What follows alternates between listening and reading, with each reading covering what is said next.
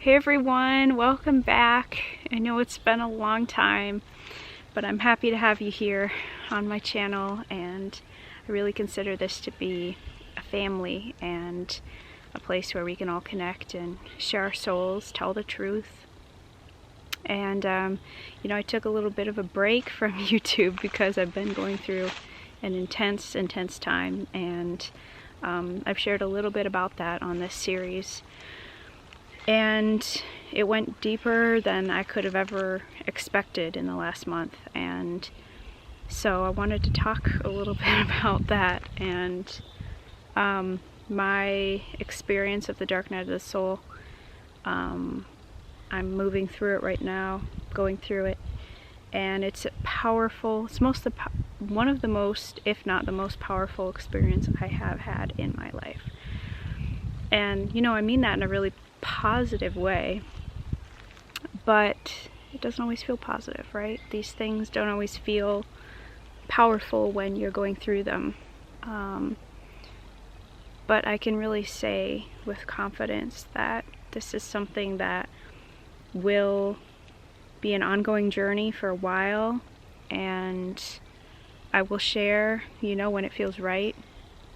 Dark Night of the Soul is that period where, no matter what you've learned about yourself, no matter what you know about spirituality, no matter how connected and knowing of God and of the universe you have inside of you, this experience takes all of that knowledge away from you, takes your ego away from you, and it shows you unfiltered all of your pieces. All of those things that you might not want to look at. I'm gonna walk and talk. And that's really what I found in this journey within myself, is that, there was gonna be no way that I could think my way through it. There was gonna be no way that I could, just kind of say, oh, it's fine. It's fine. This experience has basically unbound me in every way possible. And, I know now that it's the reason why I've been getting migraine headaches. And it's the reason why I've had this just feeling of, the best way to experience it is like an existential crisis where there's no way that you can escape your pain and suffering. There's no way that you can see the light, even if you have felt it before and you know it to be so true. And when you pray, it feels like nothingness in a way. That's like the first stage to me of Dark Night of the Soul, is you feel unbound to yourself. You feel unbound from the universe, from all your friends and family, and you're like in a hole by yourself, basically. And that often comes with physical pain, discomfort, emotional, like depression, anxiety, all that kind of stuff. And in that experience that the only way that you can move through it is to lean in. And that's the horrible part about it, is that you're not sure how, because it feels so horrible, it feels so terrible. And so for me, I've moved a little bit through that in the past, I would say week or so, week and a half, and I'm becoming more accepting of the phases that I'm going through. This has been coupled with a Kundalini awakening for me. So I've been having Kundalini, like Kriyas, where basically my body just shakes uncontrollably. And it looks and feels like a seizure. So that was crazy. And through that experience too, I was having all these like dark visions, past life things, dreams, like sort of like demonic sort of like dreams. And I know now too, because I move in and out of them. So it's not like I'm staying in any one thing, but I move in and out of them. And I realized that, this is how I can move deeper into the light, and I really do need to in order to be, in order to move through in my journey and share and experience people in my highest capacity. I have to see the darkness and the light. I have to move through both. So I've had some really beautiful friends that have come to my rescue and shared with me, been with me, just sitting with me through those moments where I was really like, I could not get up. I could not get up off of my bed. I could not move, paralyzed in these episodes of the Kundalini and the darkness and the, you know, just depressive sort of qualities. And I want to make a very clear point here too, that, you know, this is not the same to me as chronic depression. Anxiety, depression, mental health things are very real, and I am not meaning to say that somebody is going through what I'm going through. This is my story, and I know for me that, you know, in the past 3 or 4 months, I've really been on a continuous journey of trying to move through my own blockages so that I can transform those karmas. I have a little bug on my foot. So it's been really powerful, and I've also been in contact with, you know, my teacher, and he's been very, very helpful to me in moving through all of this, learning more about what this is for me. For me, the third stage, after the pain, discomfort, wanting to escape yourself, escape this life, and then the second stage, which is, you know, like starting to accept that these are all releasing. They're kind of like time capsules, so they've come up to the surface for you to release, and these can be from so many different lifetimes, past lives, your current, you know, drama struggles. It could be from like being in the womb, you know, in this life. So Dark Night of the Soul journeys are very, very severe because they're working multi-layered. So it's not just about, you know, like one past life thing or one dramatic event in your life. They're multi-layered. So the second step really for me is being able to lean into it, and when the episodes come, you're able to breathe through it. You're able to see that, you know, it is it's doing you harm when you're resisting it. So you start to just kind of lean into it, and that happened, like I said, in the last couple weeks, where, you know, my Kundalini things would come, and then I would just start to be able to carry on a conversation at the same time, or be able to laugh or smile, you know, through it. Whereas in the beginning, it was so intense that I would just lay there and shake and cry and all the drama and struggle and stuff. And so that's been really powerful. So people would say, like, okay, so what do you do for spiritual practice in these times? For me, I stopped all my spiritual practice at that time because everything that I was doing was actually accentuating my symptoms, and there was too many layers processing at once that I stopped. Some people like to chant. If I would chant, I would just do Om or something that is really, really grounding and centering for you, something that you in your heart connect to.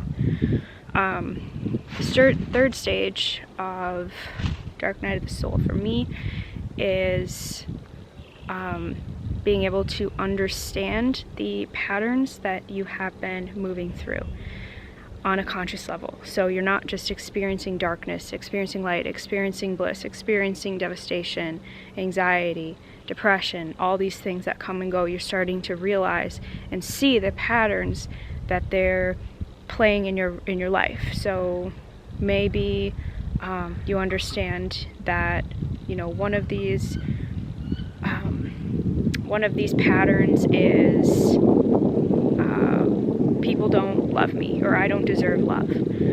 So maybe that comes from, you know, you identify that trigger and you're able to start to work with that. So you come up with the basically opposite, what you want to start creating in your life consciously. So it's not just a woe is me anymore. It's a, you know, using that trigger, that lesson, that teaching in order to transform into a new paradigm of your life. This literally is a dark night of the soul. Is literally a time to catapult into your new version, your 2.0 version of yourself. That's the way that I see it. So that's why for me it's been exceptionally intense, because I realized that I am going to be a new human being, a new person after this. All of your trigger points start to come up so that they can be released. So Dark Night of the Souls, that you really need people around you that can support you, support your heart, because if you do lean into them and you do not resist them, they can come on very intensely, coupled with so many emotions and you know, physical things as well, that you may not be able to get out of bed. You know, you may feel depressed, you may feel very anxious, you may have bouts of feeling crazy, and all of these things are really, you know, to me, these testing points to ask you, okay, what do I want? What do I want? What do I want? What do I want? What do I want? And that's how I see this, is, you know, the Dark Night of the Soul, it brings up all these things so that you can, like I said, catapult yourself into your 2.0 version. So start to make a list. Who do I want to be at the end of this? What would it look like if, you know, who would I be when I walk out the door in the morning if I did not have these triggers, these anxieties, these fears, these, you know, whatever it is, anger, resentment, embarrassment, smallness, you know, any insecurity, anything that you want to transform. You start to visualize yourself coming into that, and make your priorities very, very certain. You know, that was something that my teacher had me to contemplate recently, is, you know, asking myself, really, what is my priority? You know, how long do I want to live? And what is my goal? You know, what is my goal? Is it to help a lot of people, to travel the world? Is it to, you know, have my spiritual growth on my own, you know, live somewhere in solitude? What is my goal? Do I want a lot of friends around me or little friends around me? Do I want to live in the city? Do I want to live in nature?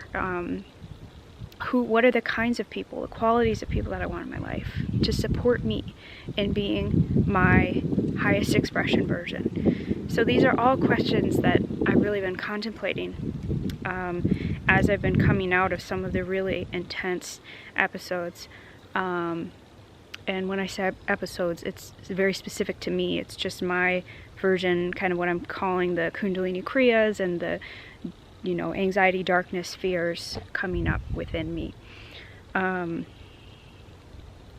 I just want to keep this door open. This is going to become a book one day, for sure, because like I said, I'm not through it yet, but I'm far enough along now that I'm able to get on camera and say, here's what's happening, here's what's going on, and you are going to be okay if you are going through this.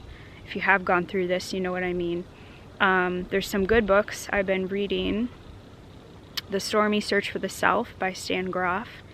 Explains this process exceptionally well. I'm currently reading a book by St. Teresa, and The Interior Castle, and The Dark Night of the Soul. It's another book. I can't remember which saint. It was a man. I can't remember. But I'm reading a lot on these different things, and I just want to be of help to anyone that is going through this, and to share my own experience, and continue to, because as I said, it's growing, it's expanding still. I have a lot to say. I cannot cover this in 16 minutes, but yeah, there's a lot of stages. I'm not to acceptance level yet with everything. Of course, it continues to come and go, but I have bigger gaps of moments where I'm feeling like myself, so that's really good. Being out in nature is really helpful. Get your feet in the ground. That's one thing when you're feeling ungrounded. For me, going through this experience has made me feel very ungrounded, so getting my feet in the ground is really, really powerful for me. Doing some long walks, and just allowing the thoughts and integration from all of these experiences to come in, and having people around you to talk to that will sit with you through whatever your experience is. It's very, very, very, very, very important that you have people to honor you in this phase and see the spiritual emergence in this, and that it's not. I hope that wasn't a bear. Something just fell over. Uh-oh. Okay, I'm gonna keep walking. But to see this as a spiritual emergence, and so if you are going through this, you have a loved one going through this, feel free to comment below, and I will do my best to respond to you if you have any questions. Again, I just want to be here and tell the truth as it is for me right now. To me, none of this is too personal. This is a human journey. All of us go through it. Honestly, all of the saints, all of the sages had to go through this experience. And so I understand that part of my journey, part of my desire is to continue that forward by sharing, sharing what I can about my experience and how I'm moving through it and how eventually I made it through. So it's very good. Just continue to stay very clear about who you are moving into versus what you are currently in. Very, very big distinction, because this is a sensitive time. When you're in a dark night of the soul, it's important to keep affirming, this is who I'm becoming, this is my goal, this is who I'm becoming, this is my goal. And you will find that it continues to serve you, and the energy will go there. So yes, that is what I have to share for now. This is my words and ramblings from the woods today, and I'm wishing you guys all well. Happy weekend. I can't believe it's already the middle of May. That's crazy. Yeah, so it's a lot, and yeah, just stay in contact with me. Feel free to post a comment below and share this video if you have any friends or family that are going through this, and stay tuned for my next book about this. I don't know when I'm gonna write it, but it will be good. It will be juicy. All right, well, have a great day, have a great week. Thank you for watching. Love you guys, and stay tuned for my next video. Bye.